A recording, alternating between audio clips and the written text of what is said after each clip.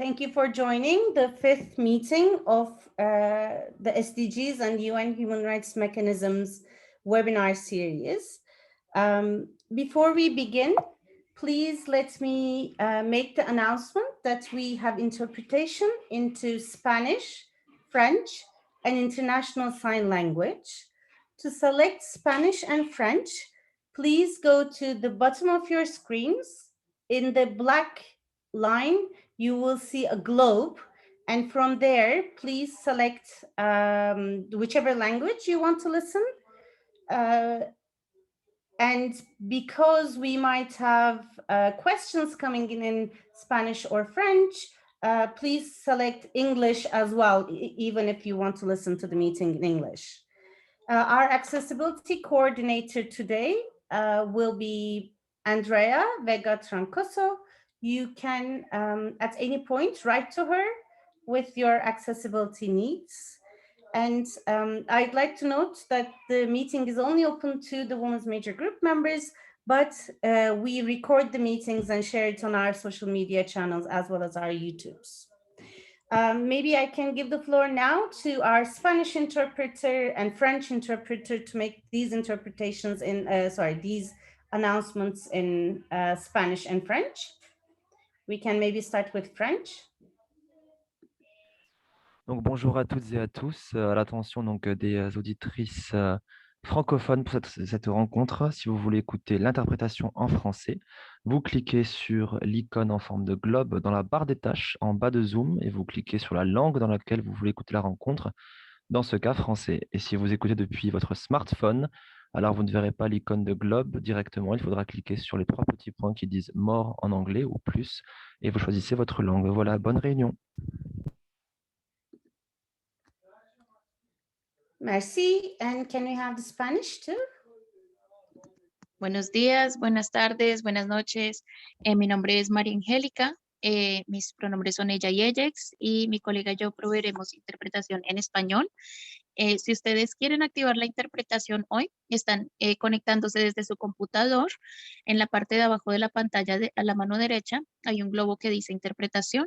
Cuando le hacen clic pueden elegir español si quieren escuchar y participar en español. Si están conectados desde su teléfono, abajo a mano derecha hay 3 puntos que dice más o more. Cuando tocan los puntos, eligen interpretación de idiomas o language interpretation y ahí pueden elegir español. Muchas gracias. Thank you. Gracias. So to get back to the meeting, as you know, we will have these meetings until June. So this is the one before the last, with reference to different UN human rights mechanisms each month. So this month, we'll look into the interconnections between the SDGs and Commission Against Torture and Commission on the Rights of People with Disabilities. The Women's Major Group, for many of you that may hear us for the first time, is a global intersectional feminist collective that spreads throughout the world, and our primary mandate is to facilitate and support our members in their advocacy in the UN Sustainable Development processes, especially at the regional and the global levels. So without further ado, please allow me to actually give the floor to today's moderator, our global organizing partner, Arrow's Shamala Chandrasekaran. Shamala, the floor is yours. Thank you, Shanaz. Hello, everyone, and echoing Shanaz, welcome to our meeting. So as the WMG with the SDGs and human rights mechanism from a feminist perspective, we aim to, 1, highlight the interplay between Agenda 2030 and the human rights mechanisms of the UN to support and enhance the implementation of the SDGs from a feminist and human rights-based perspective, to increase the knowledge and capacity of our members to interact with UNHR mechanisms and utilize the SDGs in their advocacy with these mechanisms. And 3, to introduce other rights-based organizations that are working on the intersection of gender equality and UNHR mechanisms to our members who may also want to work on the interconnections of SDGs and human rights. So this month, we'll be talking about 2 UN conventions again, this time Convention Against Torture and the Convention on the Rights of Persons with Disabilities. Considering the violence we witness in Palestine, Colombia, Myanmar, and many, the conventions against torture and its interpretations are becoming all the more relevant. The Convention on the Rights of Persons with Disability is also very much related to our struggles and the intersectional understanding and feminism we do our utmost to employ and experience. We have a great panel of speakers today who will both talk about the two different mechanisms, but also their work and experiences in engaging with these mechanisms. In the second part of our meeting, we'll have a chance to discuss all together how we can utilize these two conventions, their content and their mechanisms for our advocacy on gender equality and system change within all the UN Sustainable Development mechanisms. Our first speaker will be the esteemed member of the Committee Against Torture, Ms. Ilvija Puce. Ilvija Puce has been working in the Supreme Court of Latvia since 2020. Ilvija is also a member of the UN Committee Against Torture and a consultant to the Council of Europe. She's been a member of the European Committee for the Prevention of Torture and Inhumane or Degrading Treatment or Punishment for 12 years. Previously, she worked at the Danish Institute Against Torture and the Latvian Center for Human Rights. She holds a Master of Laws degree and is specialized in international and European law. So, Madam Latvia, could you kindly tell us a bit about the Conventions Against Torture, how it intersects with the SDGs, and how feminist organizations can support their work using these two mechanisms together? Over to you.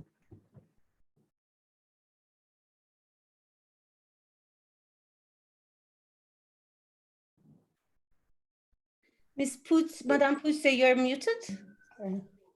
No, not anymore.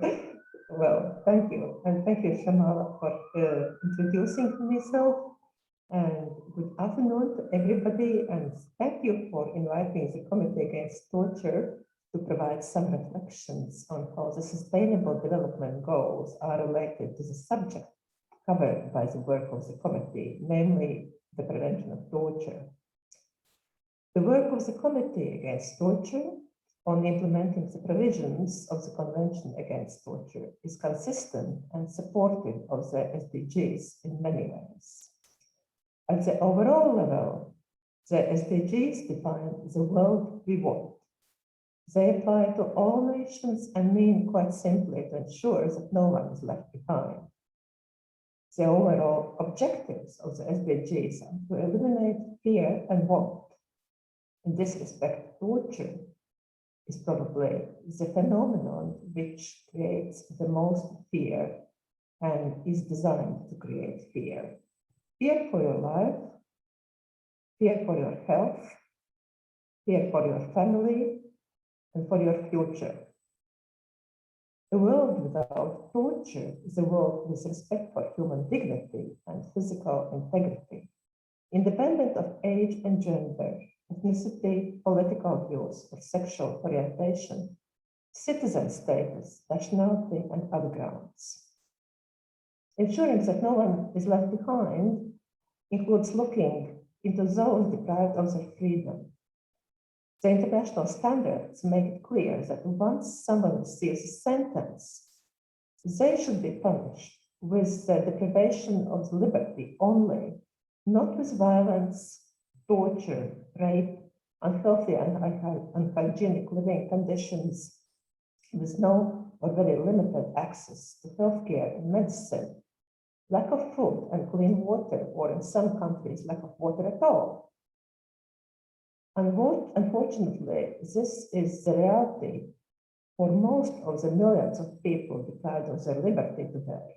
And we must not lose sight on this group, which is at high risk of being left behind. Looking into specific goals, the committee's work supports many of these. The first goal is ending poverty and ensuring equal access to economic resources. There is indeed a close relationship between economic development and occurrence of torture and related human rights violations. Torture is related to absence of rule of law, to corruption, which again is a consequence of poverty and poor salaries, Putting the provisions of the convention in place will entail the rule of law and an independent judiciary, which will facilitate investments and growth.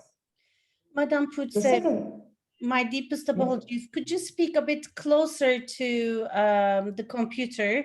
The interpreters are saying that they're having a hard time hearing. Or if you have a microphone, if you could hold that closer to your mouth. Apologies for interruption. Okay, I'm doing my best. Do you hear me better now? Yes, thank you. Yes, good. The second and the sixth goals go hand to hand. In many countries, and even more during pandemics, people who are deprived of their liberty are particularly affected by lack of proper nutrition and clean water, sometimes water at all, and it is very worrying. This aspect is particularly concerning in regard to children and juveniles, as well as people with health problems and pregnant women. The committee pays special attention to the conditions of detention, including access to proper food and clean water, hygiene products, and sanitation.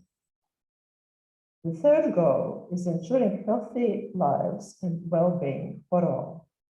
Again, a particular group at risk to face deterioration in their health conditions rather than improvement are those deprived of their liberty in prisons, pretrial detention facilities, social and psychiatric institutions, migration and asylum seeker detention facilities. Again, people locked up behind bars or closed doors are at a high risk of being left behind. The committee pays special attention to the conditions of these groups and the mechanisms to ensure that international standards apply to their situation, including older persons, persons with disabilities, and those with pre-existing conditions.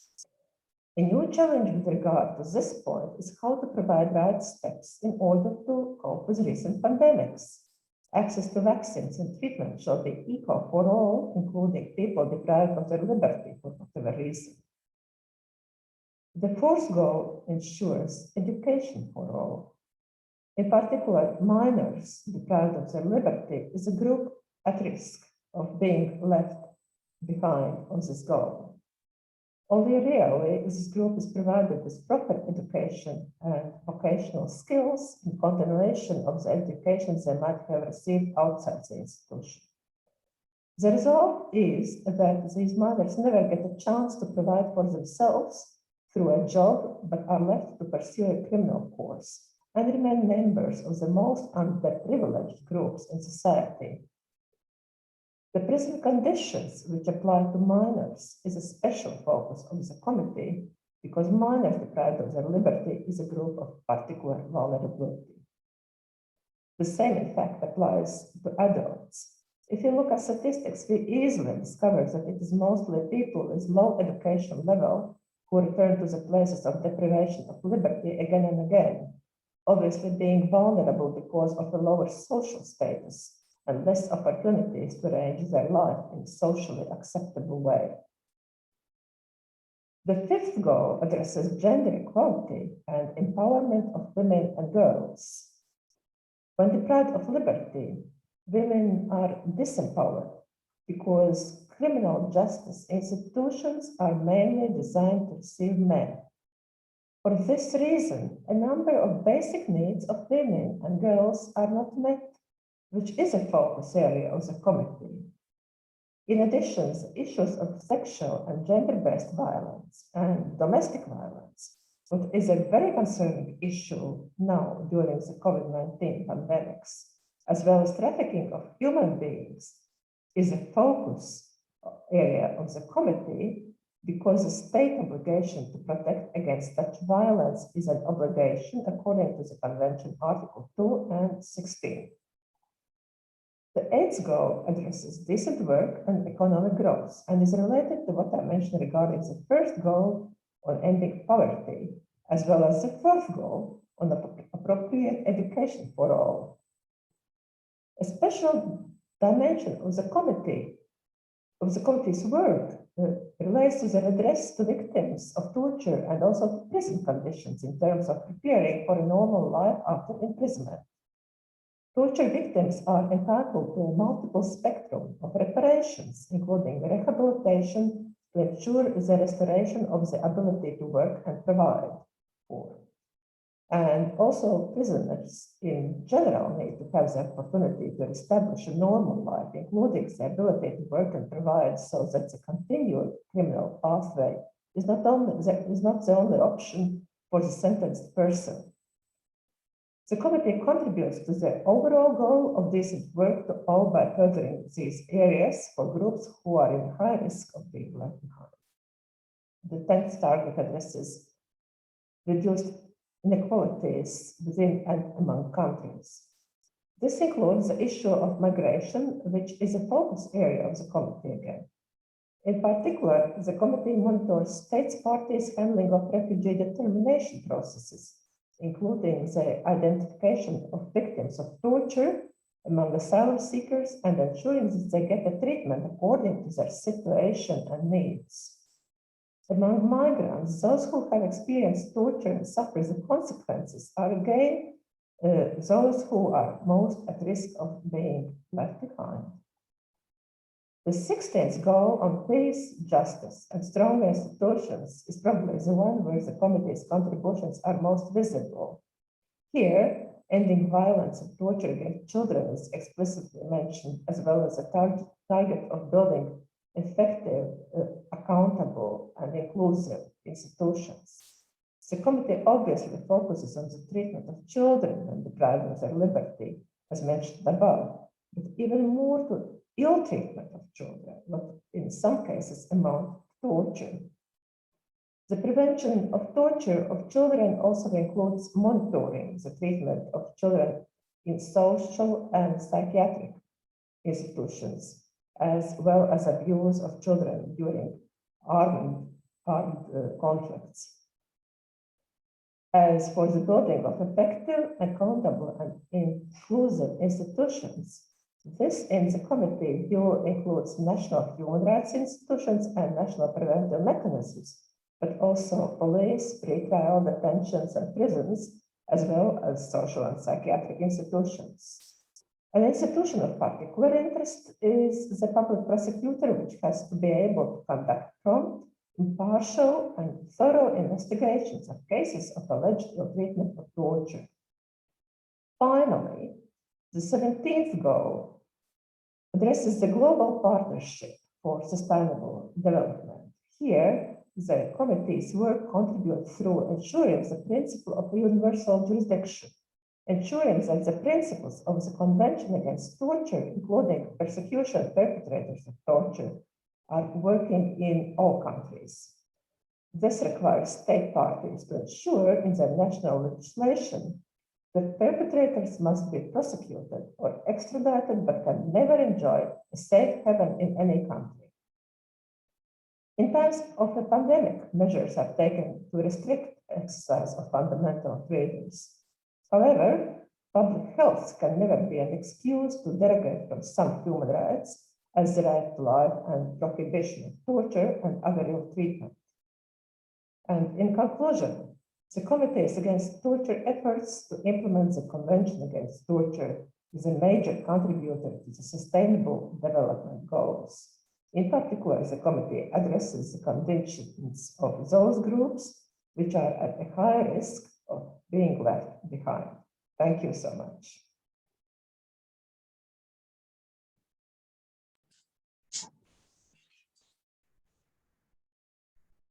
Thank you so much, Madam Puce, for the very insightful sharing on the intersections between the CAT and the SDGs, and how these two mechanisms can be instrumental in supporting the work of feminist organizations. We now turn to the second mechanism of today, Convention on the Rights of Persons with Disabilities. Also, do we have Madam Tonke with us today?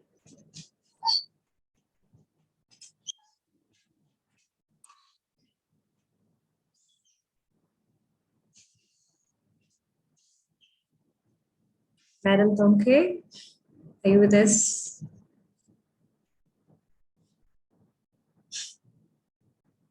That's okay then. Now we turn to our speakers from civil society organizations that support national CSOs in advocating this human rights mechanisms. First, we'll listen to Bethany Brown from the International Disability Alliance. Bethany Brown is the International Disability Alliance Human Rights Advisor working to uphold the standards of the Convention on the Rights of Persons with Disabilities across all human rights mechanisms in New York and ensuring participatory approaches representing the diversity of the disability movement and its constituencies. She's a lawyer and has been an advocate at the UN in the fields of human rights, humanitarian aid, and development since 2010. Previously, she started Human Rights Watch program of work on older people's human rights in its Disability Rights Division.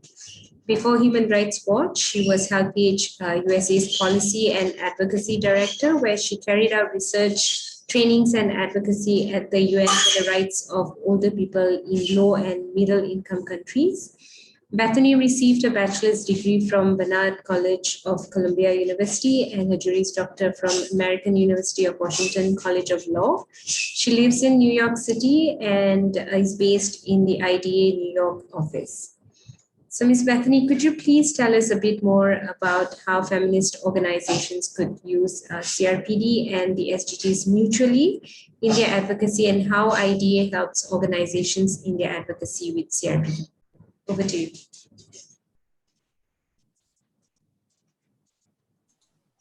Thank you very much. It is a pleasure and an honor to be here with you today. My remarks will be brief, but I'm going to change them around a little bit to talk a little bit more about the convention itself, since we're having a shift in the agenda. It's really great to be with a group of people who understand intersectionality. None of us lives with just one identity, though society may assign us only one. And women and girls with disabilities face the impact of discrimination at the intersection of disability and gender, to say the least. They are also disproportionately underrepresented in and often invisible in decision-making efforts because of that intersection when we look at the makeup of civil society. So one of the really important things that we're doing at the International Disability Alliance is taking a much closer look at intersectionalities. And we have programs of work on youth with disabilities, on women with disabilities that work very closely together, looking at youth who are women with disabilities. And we're really trying to tease out and reinforce the work of these groups. There are groups of feminist women with disabilities all over the world, which is great. And we support their work to engage with the CSW, for example, each year. And it's work that we are really proud of.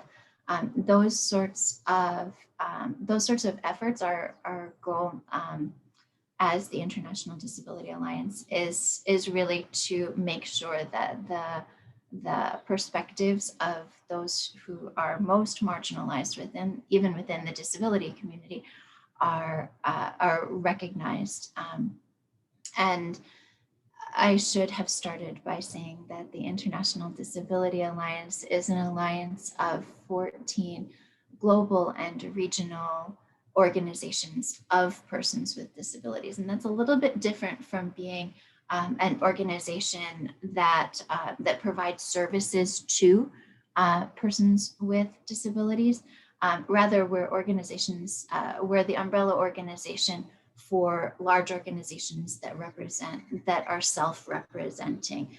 And that's a really important part of the Convention on the Rights of Persons with Disabilities, the CRPD, because it specifically recognizes, states parties agree that organizations of persons with disabilities need to be involved in participating in decision-making about anything that affects them.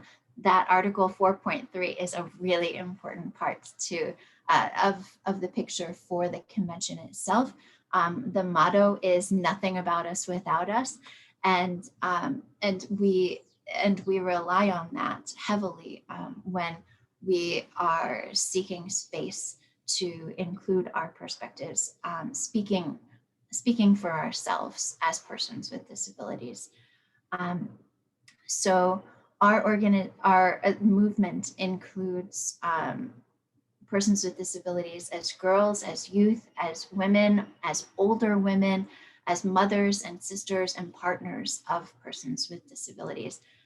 And the Convention on the Rights of Persons with Disabilities has an article specifically devoted to women and girls with disabilities. States parties recognize that women and girls with disabilities are subject to multiple discrimination. That's how they describe it. And in this regard shall take measures to ensure the full and equal enjoyment by them of all human rights and fundamental freedoms.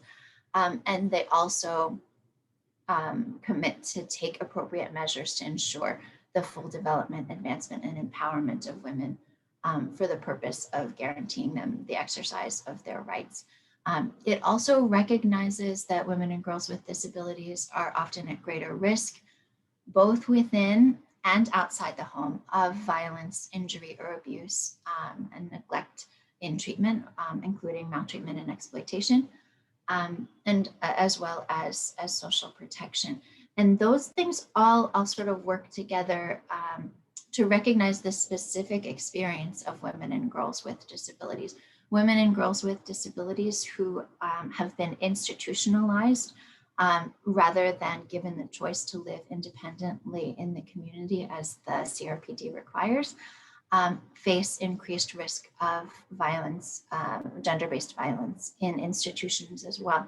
And it's been really great here at the UN to see some political movement towards that recognition, that violence doesn't just take place inside or outside the home, but in these other places where women and girls with disabilities live as well.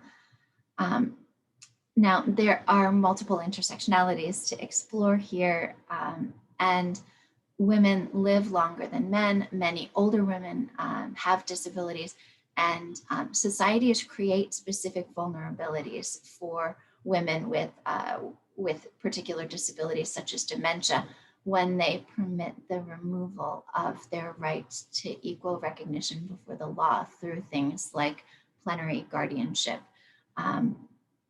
And girls with disabilities, to explore a different intersectionality, may face increased risk of denial of the right to inclusive education. And some of that may occur under the guise of some sort of paternal protection, that they'll be safer if they learn at home, or safer if they learn in a segregated school environment. But the CRPD talks about the right to inclusive education.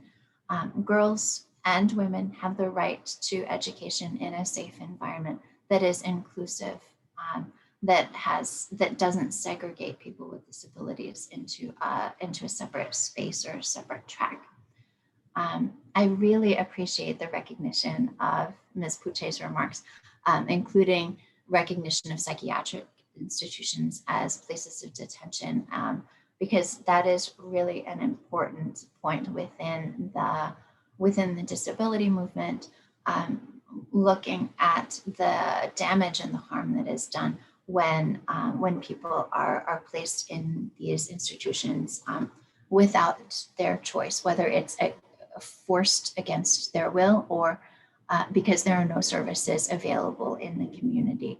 I'd also note that our movement includes family members, and everyone here knows that there's a gendered aspect to caregiving, which requires the specific attention of policymakers and governments who have a responsibility to protect the human rights of all persons with disabilities. And you can't do that if you're relying on unpaid labor from within the home. And sometimes that just isn't, that's something that we also work on quite a bit. One of our members, Inclusion International works on that. So that's a little bit about the convention and how it works. And feminist organizations can use these aspects of the CRPD, of the convention, in their work, including women and girls with disabilities to speak for themselves. We've seen this happen with advocacy around the Sustainable Development Goals and SDGs over the years, most often through the voluntary national reviews. You have, with these processes, you have the opportunity for different groups within a country that might be ordinarily working on their own agendas, working with their own ministries on their advocacy points, coming together around these VNR processes and really having the opportunity to find common cause and support one another. So just to add the SDGs element, of course, goal 5 is very important, and and that's always going to be part of our work. This, as well as goal 16 when it comes to gender-based violence, but we really look for those opportunities for organizations to be working together, and the voluntary national review processes for the Sustainable Development Goals are a great opportunity to do that. So I will leave my remarks there. I hope that that's given some food for thought, and I look forward to continuing our conversation. Thank you. Thank you so much, Ms. Bethany, for breaking down the CRPD for us and also sharing about the advocacy work of IDA in supporting organizations, including women's organizations, as well as organizations working with people with disabilities in their advocacy on the CRPD. So now we'll go to our other mechanism under focus today, Convention Against Torture. And to talk with us today is Ms. Carin Benninger-Budel from World Organization Against Torture. Carin is the director of the Convention Against Torture program and the focal point on gender-based violence at the World Organization Against Torture, OMCT, a global network of international NGOs fighting against torture, summary executions, enforced disappearances, and all other cruel, inhumane, or degrading treatment. She also worked at the Interdisciplinary Center for Gender Studies at the University of Bern. She's the editor of the book Due Diligence and its Application to Protect Women from Violence. And she has also co-authored various publications with the OMCT, including the first and second editions of the Handbook on the Individual Complaints Procedures of the UN Treaty Bodies, and the book Violence Against Women, a Report. She gained master's degrees in public, economic, and corporate law, in international law, and in civil and criminal law at the University of Utrecht, the Netherlands. So Ms. Benninger-Budel, could you kindly talk to us about the work of OMCT, the ways it supports civil society organizations in their advocacy with CAT and in their advocacy after the reviews? Over to you.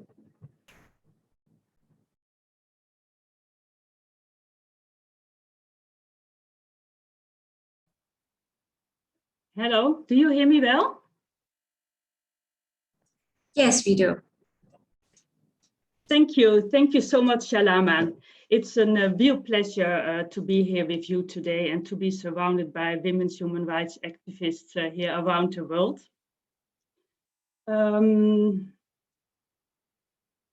So the OMCT, first a bit about the OMCT, the organization I'm working for. The OMCT is a main international coalition of NGOs fighting against torture, and its real strength lies within the SOS Torture Network. In all our actions, it's our goal to support and to strengthen CSOs to increase their effectiveness in the fight against torture. We have offices in Geneva, in Brussels, and in Tunis, and we are active since 1985. Our work is based on 5 axes, which are interdependent and provide a toolbox adjustable to local needs and priorities. So we are working on local compliance with the Convention Against Torture and push with our local partners for legal and policy reforms. Interesting for you is also the X protection of all. We have established working groups within our network, including one on women, as gender has an impact on the form the torture takes, the circumstances in which it occurs, the consequences, and also the access to remedies. In our compliance work is to increase the implementation of the Convention Against Torture worldwide. Our tool is civil society mobilization around the Convention and the Committee Against Torture. The main momentum is the session, which is down at the slide, but this is just part of the cycle. Before and after the session of the Committee Against Torture, there are important moments for engagement. So, in fact, we support civil societies at 2 different levels. First, at the global level. So OMCT facilitates access to CSOs to the CAT. We informing the CSOs, we organize briefings, etc. We also give logistical, financial, and technical supports to CSOs, this depending on their needs. We coordinate the activities of the CSOs during the reviews and moderate the formal and the informal sessions of the NGO briefings at the Committee Against Torture. But we also give visibility to the CAT sessions through social media, an e-bulletin, we have also a blog. And when funding allows, we invite local journalists to the Committee Against Torture in Geneva for reporting back home on what happens at the CAT in Geneva. At the local level, before the country session, and depending on the situation in the country and the previous experience of the NGOs in the country, we conduct preparatory missions, trainings for CSOs and journalists, and we support also national CSO coalition building. This coalition building is very important because you want to build a strong interlocutor when you are engaging with the state authorities. And it is also important to ensure that all violations of rights and obligations under the Convention Against Torture are well covered. We specifically promote the inclusion of women and children's rights NGOs. During the session, we organize domestic screenings at the CAT sessions, again for visibility. And again, after the country session in Geneva, we conduct follow-up missions and support the follow-up activities of CSOs to pursue the implementation of the concluding observations. And for example, we organize national consultations or we organize meetings with different state authorities. The adoption of the recommendations are often seen as the end of the reporting cycle. However, the work actually only starts then. The CAT recommendations constitute an authoritative roadmap for dialogue between the state and the CSOs.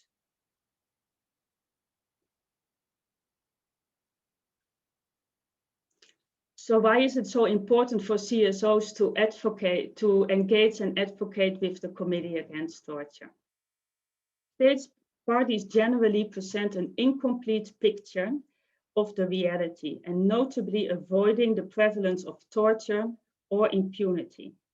It helps the CAT to understand the realities and to formulate context-relevant recommendations, which are then also afterwards more likely to be taken into consideration and implemented by the state authorities. So what is key, the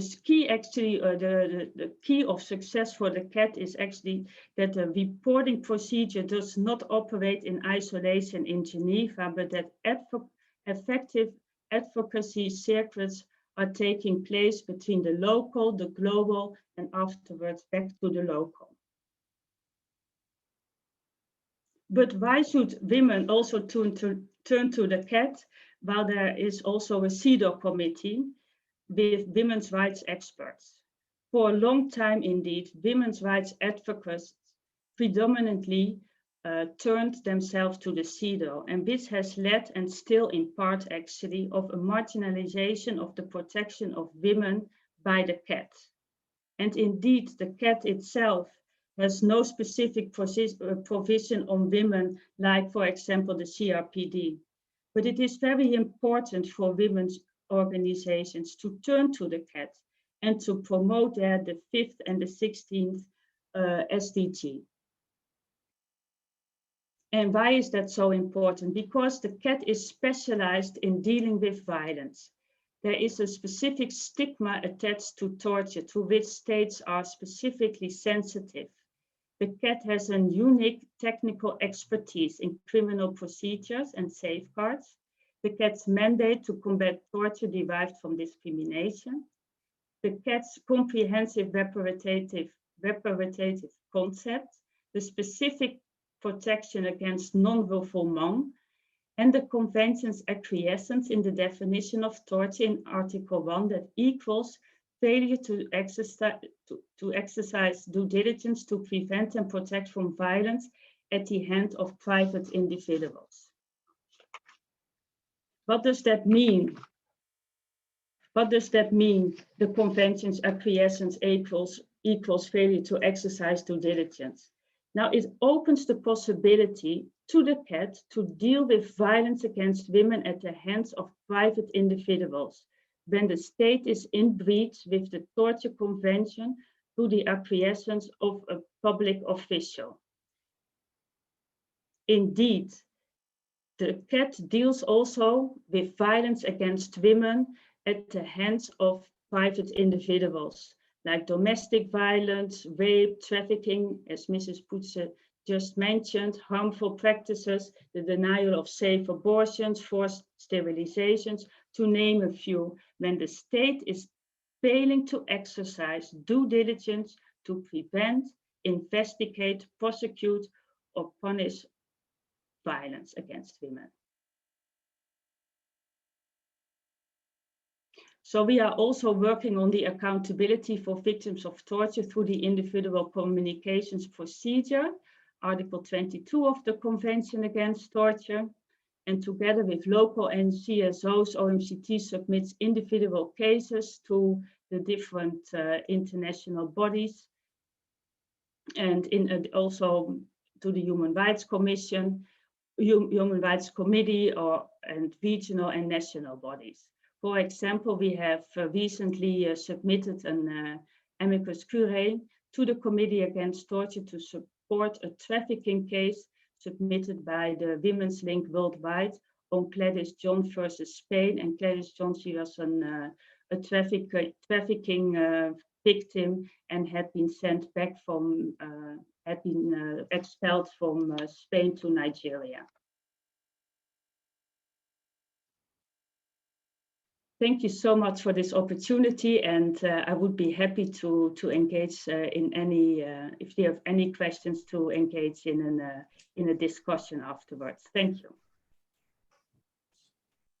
Thank you so much, Ms. Benninger-Budel, for talking to us about the work of the OMCT and how it is supporting the CSOs, not just at the global level, but also at the local level. We agree with you that follow-up of the global level advocacy at the national level is very important indeed. And next we have one of our members, Sanam Amin, who's going to bring another dimension to our discussion. Sanam is a doctoral candidate at the University of Melbourne, examining how the Convention Against Torture creates a regulatory regime. She has 5 years of experience in feminist organizing, having served as a co-convener of the Women's Rights Caucus on the Commission on the Status of Women, chair of the Beijing Civil Society Steering Committee for Asia and the Pacific, and Selection Committee co-chair for the Generation Equality Forum Civil Society Advisory Group. Sanam, so we understand that torture is your main focus now in your academic studies. As a feminist activist working on torture academically, could you talk to us about the intersections of CAT, gender equality, and the SDGs? Over to you, Sanam. Thanks so much, Shamala. I have to say that some of the answer to that question has been covered already a little bit by Carin and others.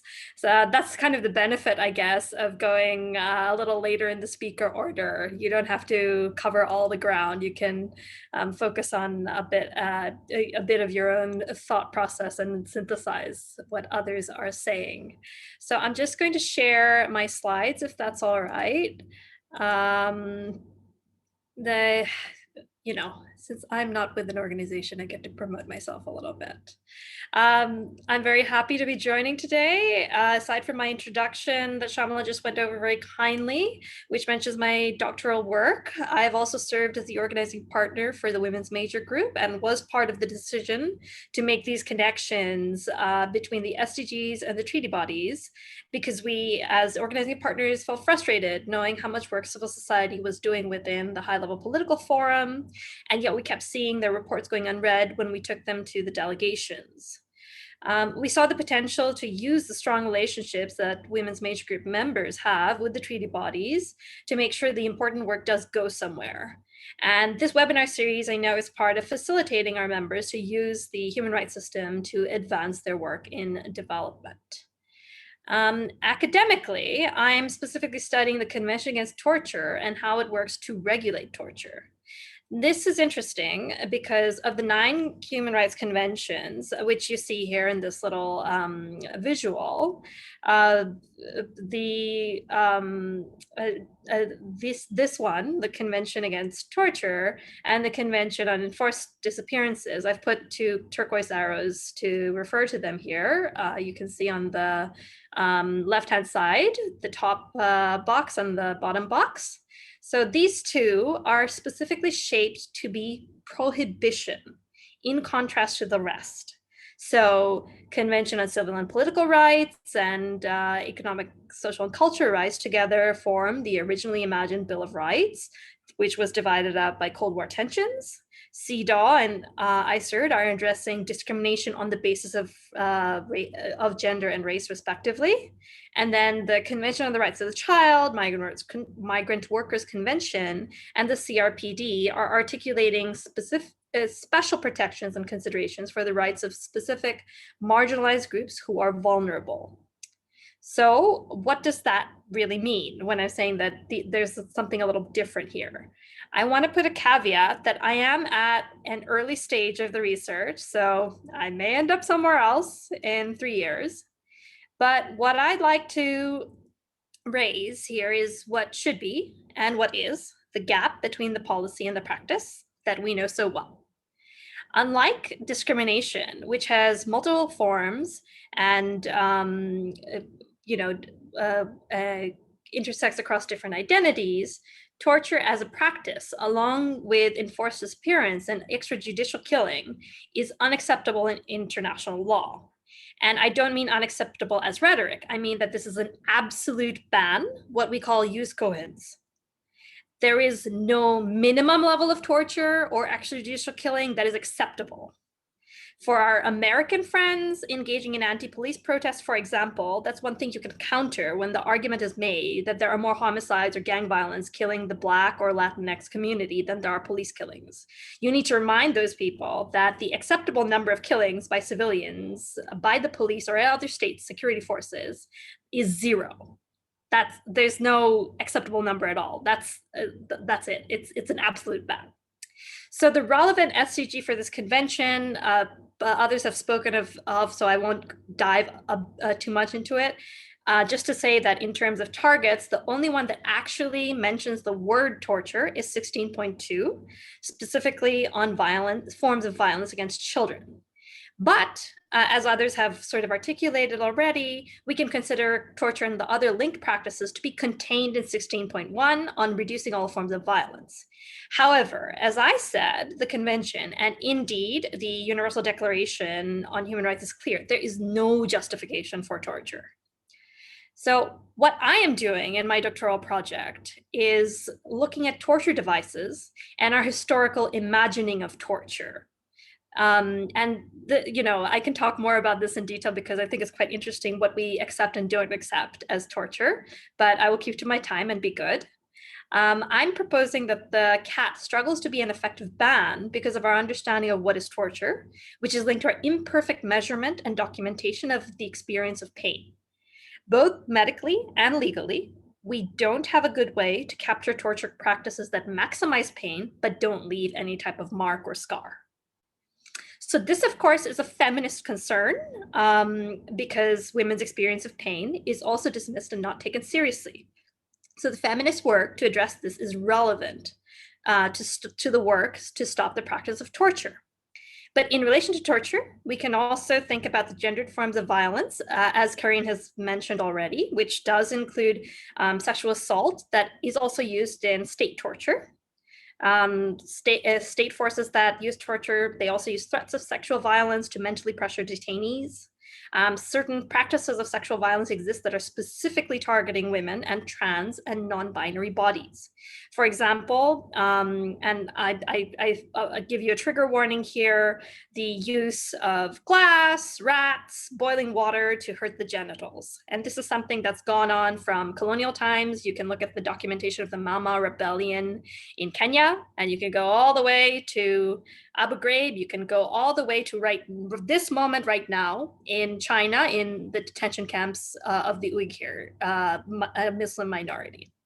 So what I want to also sort of raise, and this is something recently Kamala Harris articulated in her speech to the Commission on the Status of Women this year, the state of democracy and the state of women's rights are interlinked.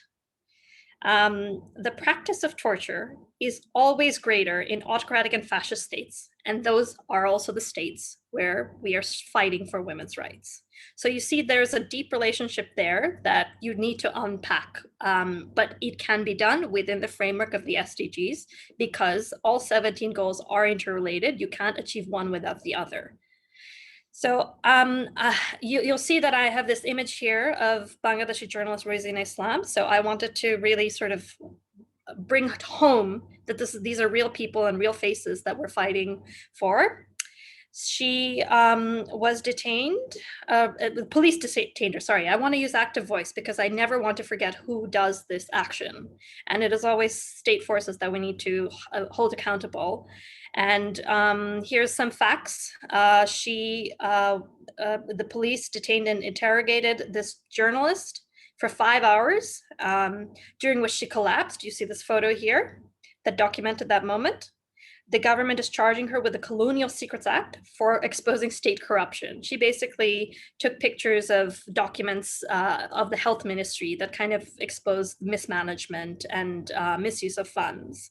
And they're blaming her that you stole, secret state information.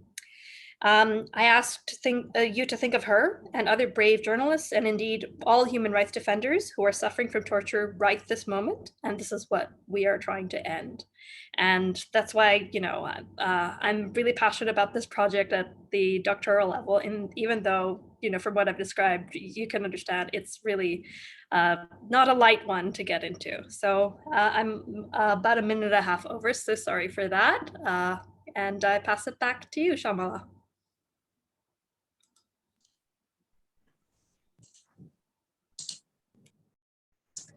Thank you so much, Sanam, for the very energetic sharing, unpacking the intersections of CAT, gender equality, and the SDGs. And last but not least, our member Musola Cathrine Kaseketi will be with us. Musola is a Zambian filmmaker and human rights activist. She is Zambia's first female professional film director.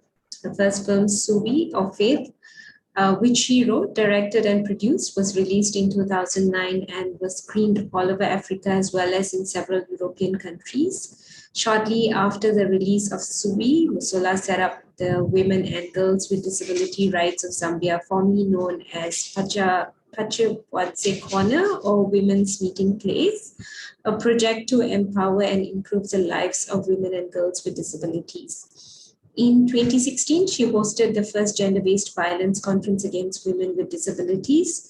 She's an advisor for the Zambia National Association for Women with Disabilities. So Ms. Musola, can you talk to us about your work at the Women and Girls with Disability Rights of Zambia and how they utilize the CRPD and the SDGs in their work at the national level and their advocacy with these mechanisms? Over to you. Thank you very, very much. It's really humbling, and I'm very honored to be given this opportunity, especially where when I was listening, they're very powerful women, and I'm a little bit scared because I don't even know what to say. I've learned so much from the previous speakers. So yes, I'm greatly humbled and honored. To begin with, Zambia is a country that has certain culture and traditions when you talk about women.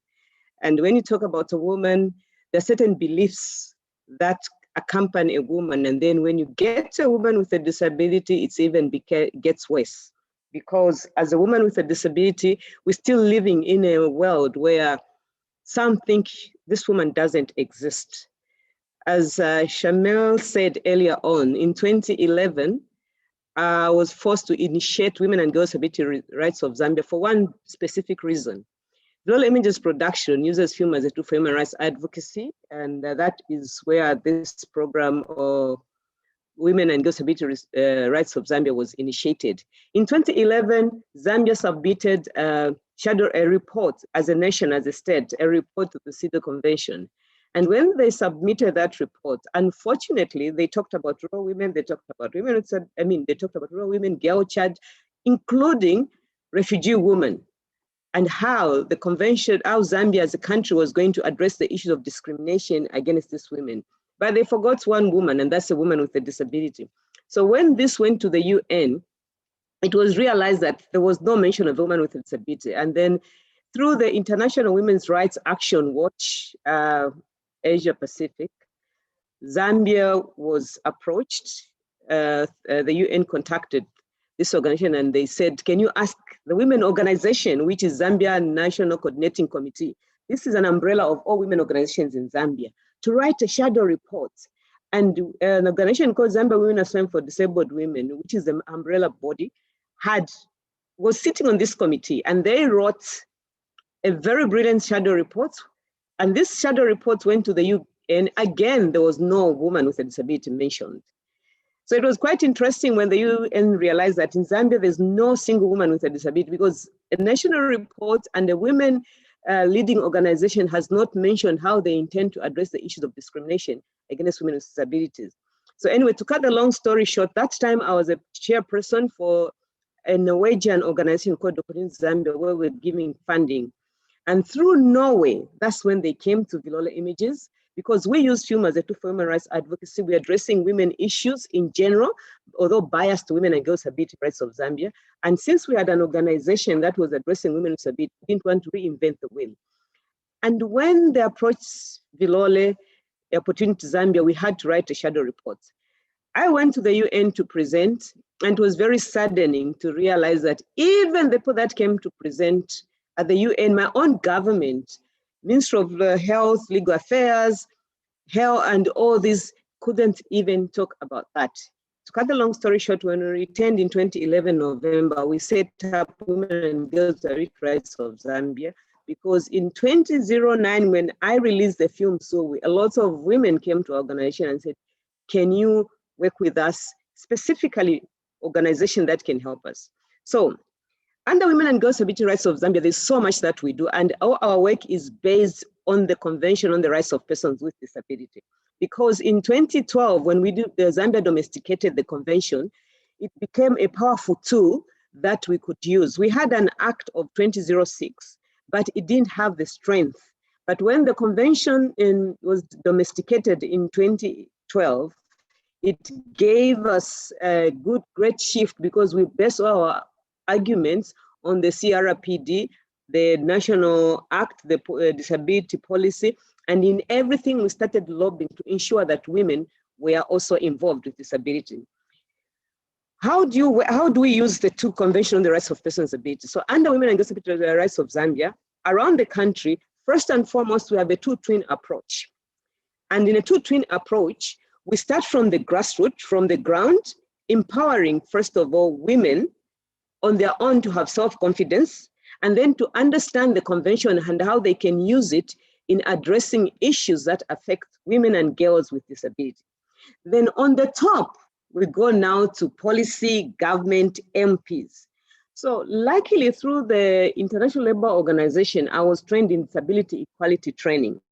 So we use the disability equality training as number one to train people from the grassroots level, both persons with disability and non-persons with disability in all sectors, including street vendors, because everyone has to know the power of a woman despite a disability, because this woman is discriminated because she's a woman and she's a woman with a disability. So the first thing that we've taken is to educate, advocate, and inform persons with disability about the Convention on the Rights of Persons with Disability to ensure that they accept and carry in all levels in society a woman with a disability just like any other person.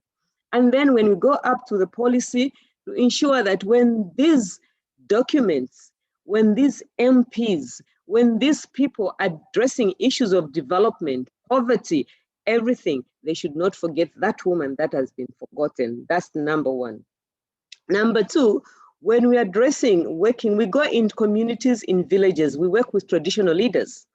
And traditional leaders, you know, in the villages, that's where very, very serious issues are addressed. I think one of the speakers did mention on stigma and all these traditional myths that surround women and especially women with disabilities. So we go to traditional leaders because traditional leaders are very, very powerful and people listen to them. So we work closely with traditional leaders and we empower themselves, women with disabilities. Like, I'll give an example. We use film as a tool for human rights advocacy.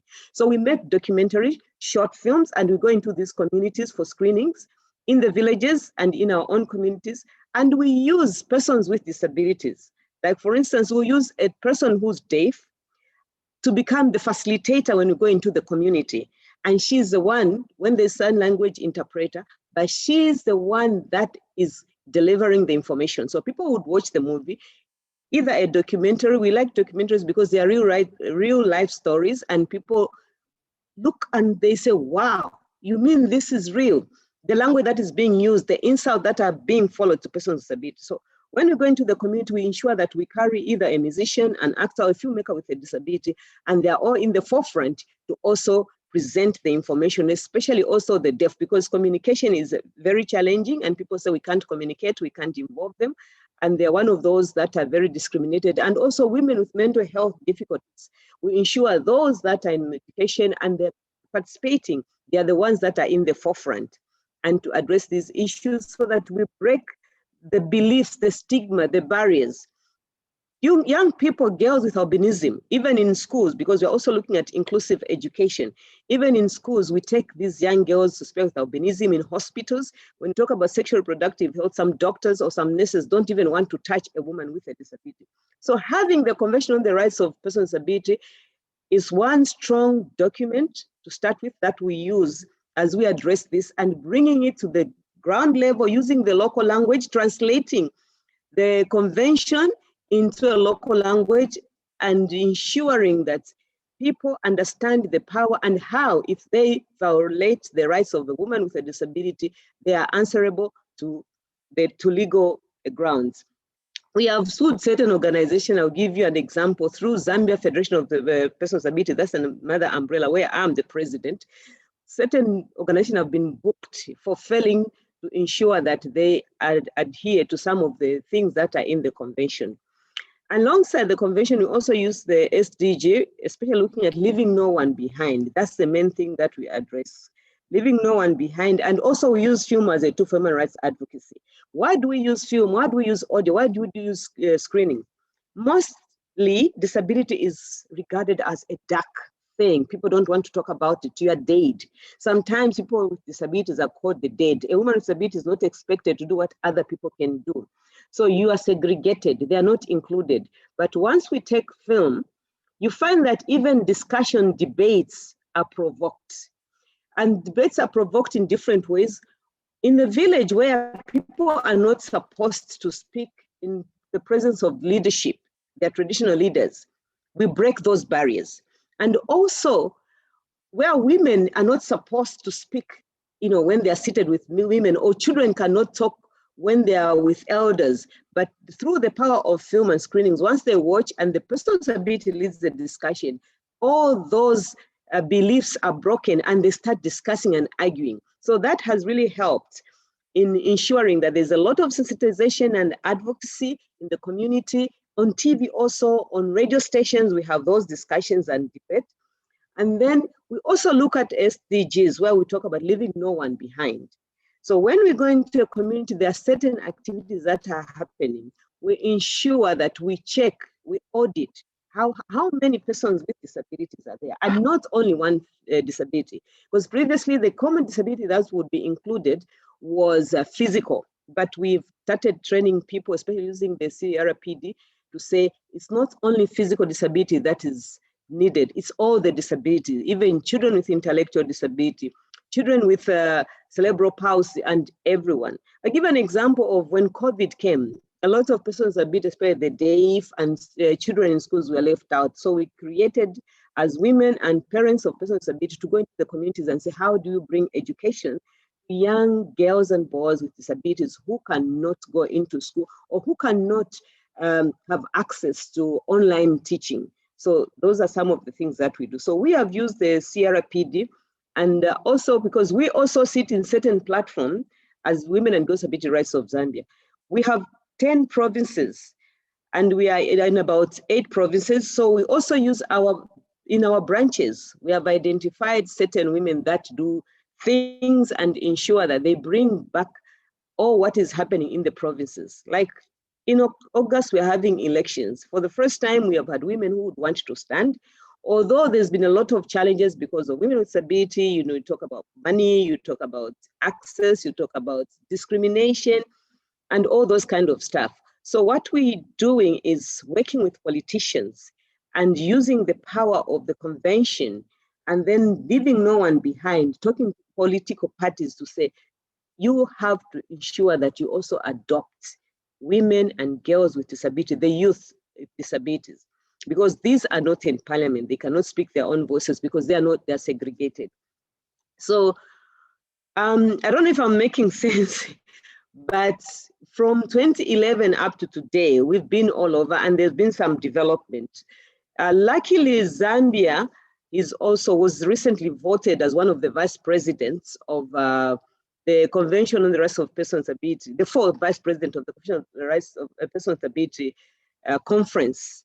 Recently, Zambia was also voted as the vice president. So we are also using that to push the agenda of ensuring that women and girls with disability in all levels are included locally, and in any other program, they are included in everything. We've also in 2020 submitted the shadow reports to the UN, because in 2016 we hosted Cathrine, who encouraged Zambia to submit the first reports to the UN. On that, in 2017 we submitted, and then 2020 I think there was a review. So we are involved in all those kind of stuff. We are also part of the global CBR network, where we also address or spearhead the issues of women and girls with disability in Zambia, basing our foundation on the CRPD and also the SDGs. We sit in different committees as the Women and Girls with Rights of Zambia, and we use our women in branches so that whatever we have, whatever information we get it down to the ground, because we work mostly on the raw area on the ground, because that's where most of the women are discriminated, they're left out. But when you empower them, and also empower them also in using film as a tool, then when they start speaking for themselves, it becomes much helpful, because they are not just receiving, but they're also speaking. One challenge we've had in the past is where women didn't know about the CRPD. In some places, they still don't know.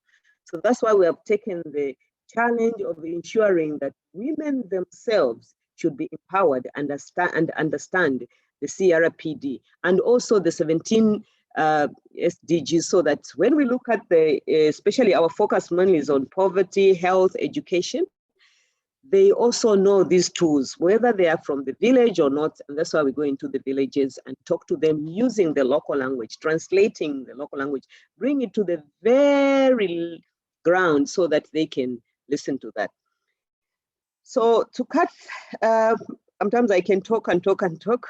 Through film and through music and discussion in different forums locally, we have worked tremendously, and we have seen a progress where it comes from the past 5-10 years and where we are today.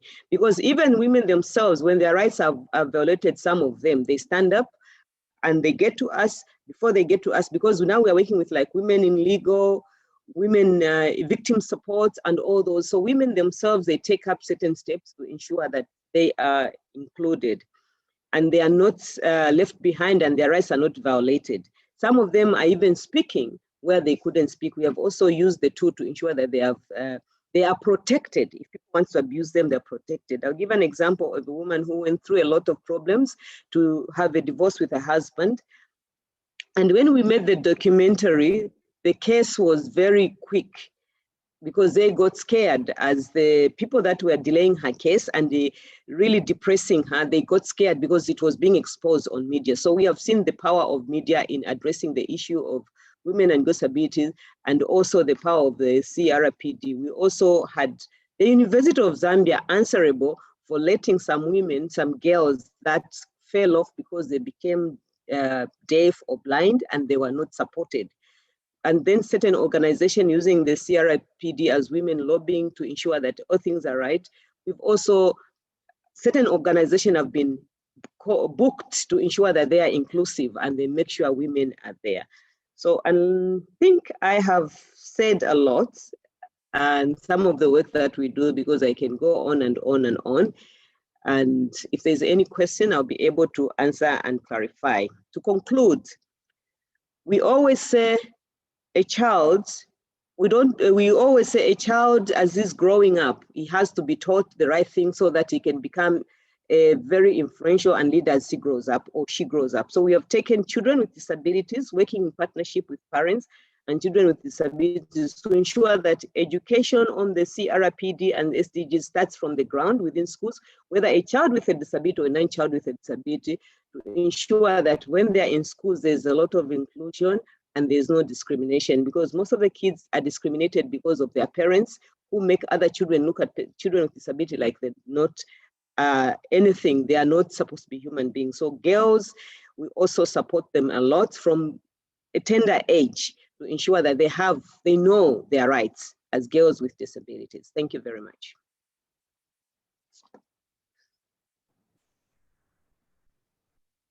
Thank you very much for the insights you have shared with us, Musola. It is very inspiring to hear your sharing on breaking barriers, especially.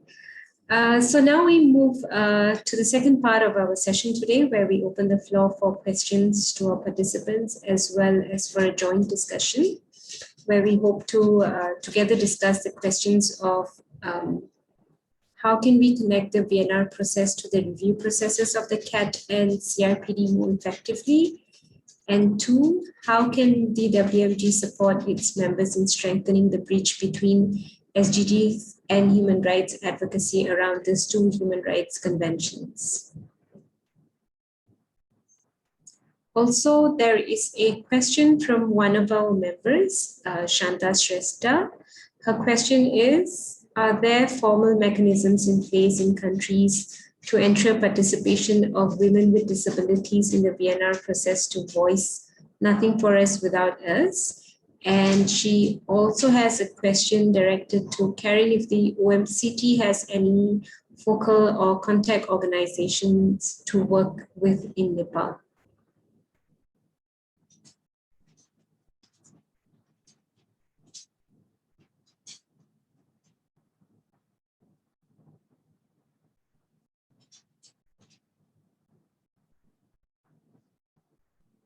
Carin, if you are responding, you're muted. Thank you, Shamala. I actually already responded in the chat to Shanta. and that we working specifically with Advocacy Forum in Nepal. Thank you. We can then go back to the questions for discussion. Anyone?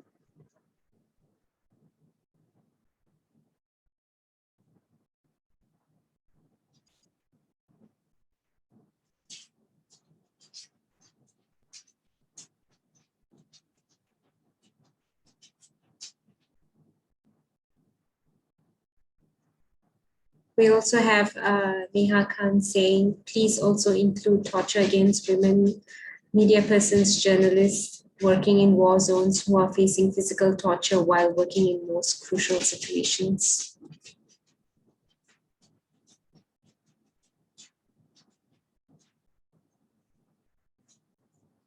Are there any comments from the speakers?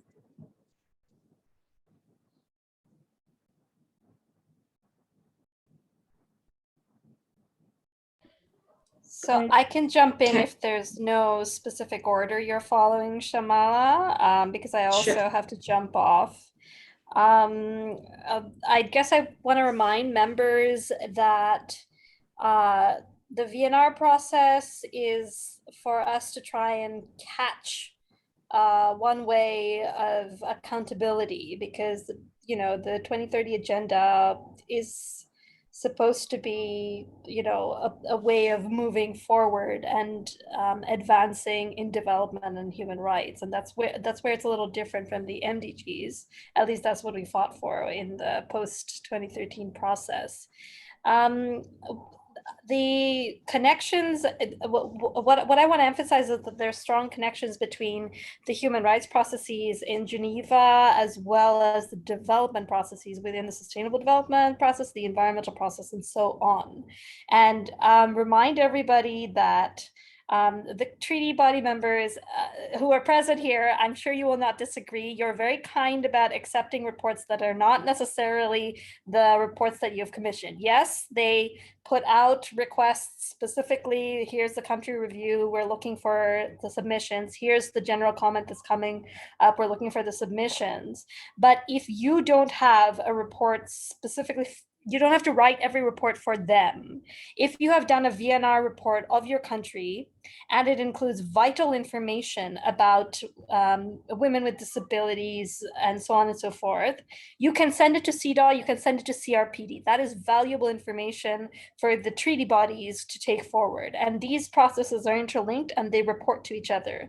The treaty bodies in their process work closely together with the special procedures, and both of those report, give advice to the UPR process. The UPR process, you know, it's there is a diagram in the OHCHR a website that shows you the way that they report and connect to each other, and the information is shared.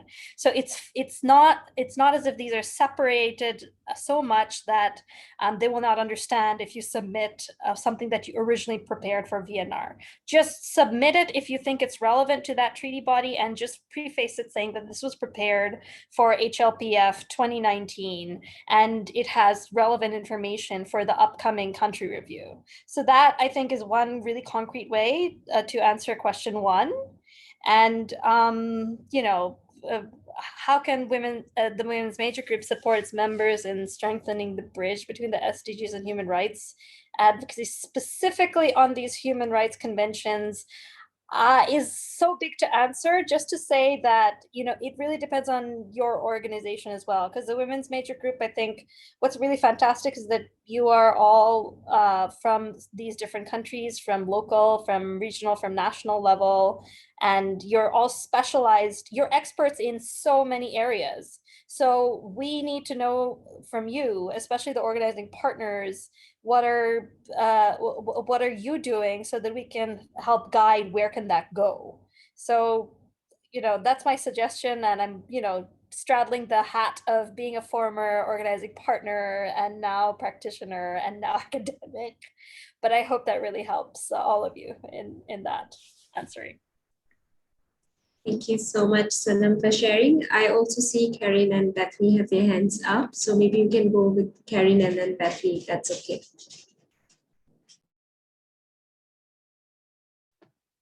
Thank you very much, Shamala.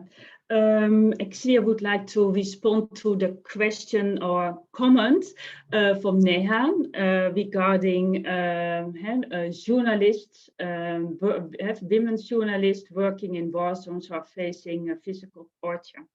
And indeed, journalists covering human rights violations are at particular risk, like human rights defenders who are working on, torture and other ill treatment. They are also often at particular risk. And especially if you're then also a women human rights defender, you are even more vulnerable to torture or the ill treatment or judicial harassment or arrests, etc. And at the OMCT, because we are working at this very sensitive, topic, we have a specific program on human rights defenders for the protection of human rights defenders and their specific space. And what we are also doing is we are, for example, reporting to the Committee Against Torture with our partners. We always include the human rights defenders aspect also in those reports, and I must say the Committee Against Torture takes that very, very seriously. So I think in that sense, it's also important to come also to your second question. I really would invite, that women's rights organizations report to the Committee Against Torture. We see there is an improvement. 20 years ago, I would say like hardly any women's rights organization was reporting to the Committee Against Torture, but it is so important also. Like I also mentioned, if the Committee Against Torture does not receive the specific information from human rights organization at the local level, it is for them also more difficult to come with very specific recommendations on that issue. So it is very important to report to the committee, to engage with the committee, to advocate with the committee, to get your specific issues and within the concluding observations of the treaty bodies, including the CAT. Thank you so much. Thank you, Carin. Over to Bethany. Thanks very much. I would really second Sanam's explanation for how that whole ecosystem can work, where you write one report, but you can give it to lots of other bodies and entities because it's useful information. It really, really is. And seeing this particular, and for the second question, seeing the particular formulation of the bridge between the SDGs and human rights advocacy, it triggered for me that we actually have a program at the International Disability Alliance that is called the Bridge Program between SDGs and human rights. And what it does is it trains persons with disabilities to be able to engage with both of those sets of processes. And it's trained over 1,000 people so far in the 5 years or so that it's been running, and that's picking up with great speed. It's growing, and that whole program is growing. We make sure that at least 50% of participants are women, and that at least 50% of moderators are women. Because even within our movement, there needs to be attention to the inclusion of women with disabilities, or they will be left behind. And with that said, I just want to make a plug. If anyone on this call knows people that where this would be useful for their career, please be in touch, because we are always looking to make a common cause across different silos as best we can.